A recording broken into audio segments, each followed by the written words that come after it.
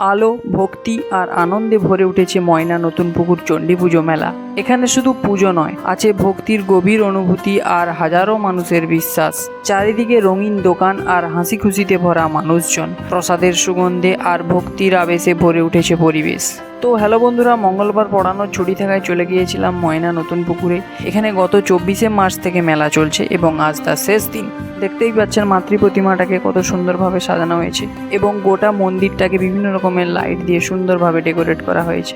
শুধু মন্দির আর প্রতিমা নয়, পুরো মন্দির চত্বরটা খুব সুন্দরভাবে লাইট দিয়ে সাজানো হয়েছে, যেটা আপনারা এই ভিডিওর মাধ্যমে দেখতেই পাচ্ছেন। আর এই সেই ভাইরাল জায়গা যেখানে মানুষ ছবি তোলার জন্য লাইন দিয়ে দাঁড়িয়ে থাকে। এটা শুধু একটা মেলা নয়, এটা আমাদের সংস্কৃতি, এটা আমাদের অনুভূতি, আমাদের একসাথে থাকার আনন্দ। মেলার রঙিন দুনিয়ায় ছোট বড় সবার মুখে হাসি, খাবার, খেলনা আর আনন্দে জমে উঠেছে পুরো পরিবেশ। কমেন্টে জানাও কারা কারা এসেছো এই মেলাতে। Thank you.